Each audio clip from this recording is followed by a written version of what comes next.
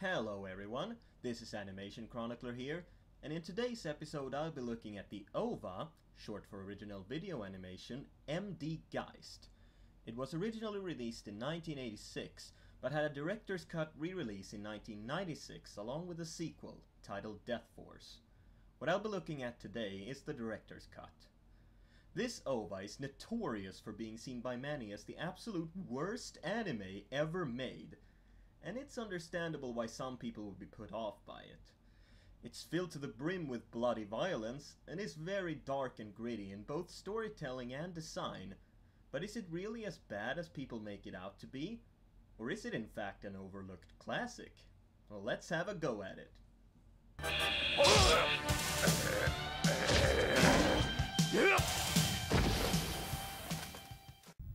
So we start off MD Geist with some backstory of how, after the end of what was known as the Christian era, humans ascended to the stars and began colonizing other planets.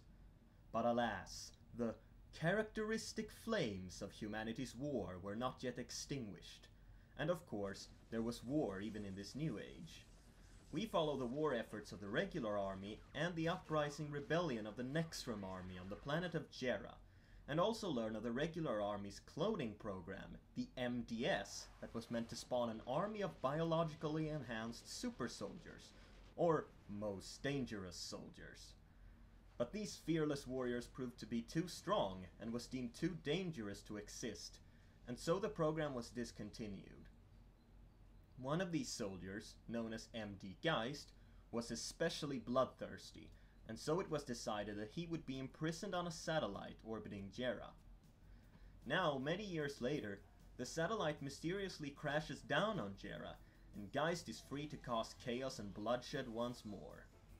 The story in itself actually isn't too shabby, but unfortunately there isn't that much of it. This is one of the few kinds of films that I'd say suffers greatly from being only about 40 minutes long. Neither the history of the war or the characters are given enough time to be fleshed out, which really is too bad because I think there was great potential here. What we're given is decent enough, but I just wish there was more of it. Where MD Geist really shines, however, is in its action scenes and its music. While the animation isn't the best you'll ever see, it's certainly above average for an OVA, and the art style is great. Both the environments and character designs are really cool, but what steals the show are the mecha designs. They are awesome, to say the least. There seems to have been a lot of creativity put into these designs, and considering that this was made in the 80s, they're actually very impressive. I don't want to give away too much, but one of these mechas you'll see later in the film is probably one of the coolest robots ever put to film. The music, as I've mentioned before, is just ridiculously awesome. Seriously, there is nothing like watching these power-armored badasses fight each other to the death while listening to crunching metal riffs and screaming saxophones.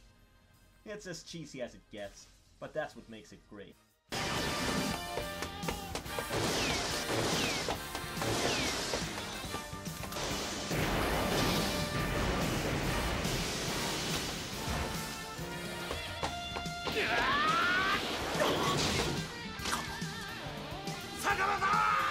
The film also has two songs performed by Hironobu Kageyama of Dragon Ball fame, including its main title Merciless Soldier, and both of these are just as awesome as the rest of the soundtrack.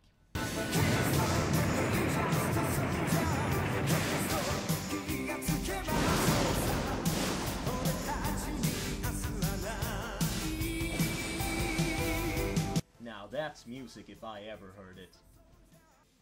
So all in all, is MD Geist a masterpiece of storytelling? Certainly not. Is it ridiculously cheesy?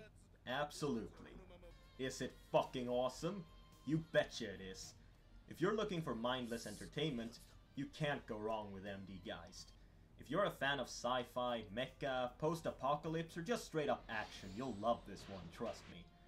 It may not be very thought-provoking, but who needs to think when you've got robots beating each other senseless? Not me, at least. My final score? Just for sheer entertainment value, I'm gonna have to go with an 8 out of 10 on this one.